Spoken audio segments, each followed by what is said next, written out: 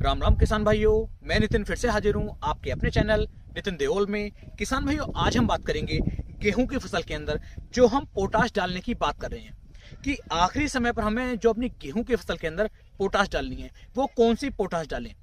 जो हमारी muriate of potash आती है, जो दानेदार में आती है, क्या हम उसे नीचे डालना चाहिए या फिर किसान भाइयों जो हमारा NPK 0050 होता है जिसे हम सल्फेट ऑफ पोटाश बोलते हैं, या उसका ही हमें स्प्रे करना चाहिए।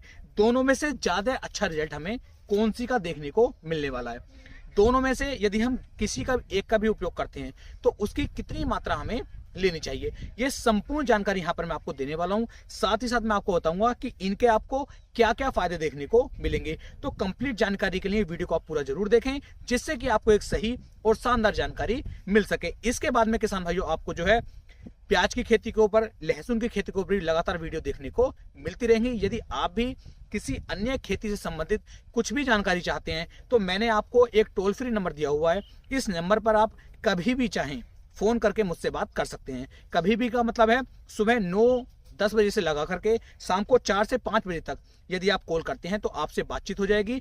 जो भी प्रश्न आपके मन में है आप उन सभी प्रश्नों को पूछ सकते हैं। आपकी पूरी कोशिश करूंगा अपनी तरफ से कि आपकी पूरी सहायता की जाए। कॉन्टैक्ट नंबर आप नोट कर सकते हैं 9458876177।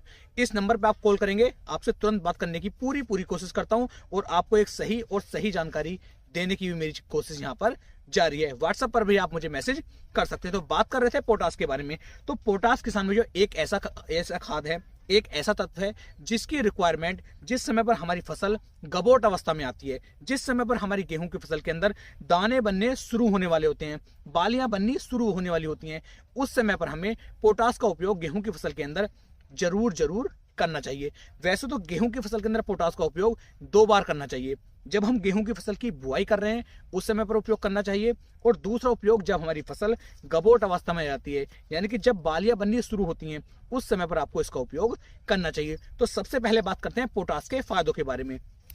यदि हम पोटाश की कमी अपनी गेहूं की फसल के अंदर नहीं आने देते हैं, पोटाश की पूर्ति हमारी फसल के अंदर रहती है, तो हमारी फसल के अंदर जो दाने का भराव होगा वो अच्छी तरीके से होगा। दाना काफी मोटा, काफी अच्छी तरीके से फूल करके आएगा। बालियों का जो साइज होगा वो किसान भाइयों आपको बड़ा देखने को मिलेगा। बालियों के अंदर दानों की संख्या भी ज्यादा आएगी। साथ ही साथ जो हमारी पोटाश का खेत होगा और जिस खेत के अंदर हमने पोटाश नहीं डाली होगी, दोनों खेतों के यदि आप 1-1000 दानों का वजन देखना चाहेंगे तो दोनों में आपको 10 से लेके 15% का अंतर भी देखने को मिल जाएगा। तो इतने सारे फायदे आपको देखने को मिलते हैं। साथ ही साथ जो हमारी गेहूं का तना होता है, तने को ये काफी ज्यादा मजबूत कर देता है जिससे कि जो हमारी फसल है वो नीचे नहीं गिर पाती है। तो ये तो होते हैं हमारे पोटाश के फायदे। बात कर रहे थे MOP पोटाश और NPK 0050 के बारे में। पहले मैं इनकी डोज के बारे में आपको बता दूं। यदि जो किसान भाई म्यूरेट ऑफ पोटाश यानी कि 60% में जो हमारी पोटाश आती है इसका उपयोग करते हैं, इसका उपयोग करना चाहते हैं, उन्हें किसान भाइयों 20 से लेके 25 किलोग्राम प्रति एकड़ के हिसाब से पोटाश को लेना होगा, और इसका उपयोग आपको अपनी गेहूं की फसल के अंदर करना होगा। तब आपको सही मायने में बहुत ही अच्छे वाले शानदार रिजल्ट देखने को मिलेंगे। यहां पर एक बात का ध्यान दें, जब आप म्यूरेट ऑफ पोटाश को गेहूं के अंदर डाल रहे हो तो खेत के अंदर नमी तो होनी अनिवार्य है, लेकिन ओस ना हो। अगर ओस की बूंदें हमारी गेहूं के ऊपर होंगी तो इससे नुकसान हो सकता है। तो ओस खेत के अंदर ना हो, खेत के अंदर नमी होनी चाहिए, इसका छिड़काव करवाइए, आपको बेहतर रिजल्ट देखने को मिल जाएंगे।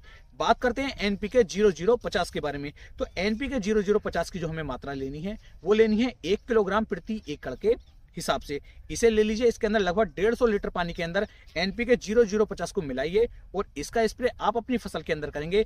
बेहतर और शानदार रिजल्ट किसान भाइयों आपको देखने को मिल जाएंगे। तो इस तरीके से NPK 0050 का भी उपयोग कर सकते हैं और म्यूरेट ऑफ पोटाश का भी उपयोग कर सकते हैं। लेकिन इन दोनों में से बेस्ट कौन सा है, अच्छे रिजल्ट कौन से के देखने को मिलेंगे, बात करते हैं इसके बारे में। तो देखिए, यदि आप म्यूरेट ऑफ पोटाश का उपयोग नीचे छिड़काव के रूप में करते हैं तो आपको जो रिजल्ट मिलते हैं वो लगभग किसान भाइयों 4 से 5 दिन के बाद इसके रिजल्ट धीरे आपको देखने को मिलेंगे, जिसमें से किसान भाइयों लगभग 10 से 15% तो हमारी उड़ जाती है, लगभग 30 से 35% हमारी मिट्टी के अंदर रह जाती है, और लगभग 30 से 35% जो है हमारी फसल को मिल जाती है। तो इस तरीके से काफी हद तक मैं आपको ये बताना चाहूंगा कि कम मात्रा में पोटास और धीरे धीरे हमारी फसल को मिलती है, जिसके आपको रिजल्ट तो बहुत अच्छे देखने को मिलेंगे, लेकिन धीरे धीरे वो रिजल्ट आपको देखने को मिलते हैं। बात कर लेते हैं एनपीके 0050 के बारे में। तो जो हमारा सल्फेट ऑफ पोटास है, जब हम इसका स्प्रे अपनी फसल पे करते हैं तो इसके रिजल्ट आपको बहुत ही जल्दी देखने को मिलते हैं,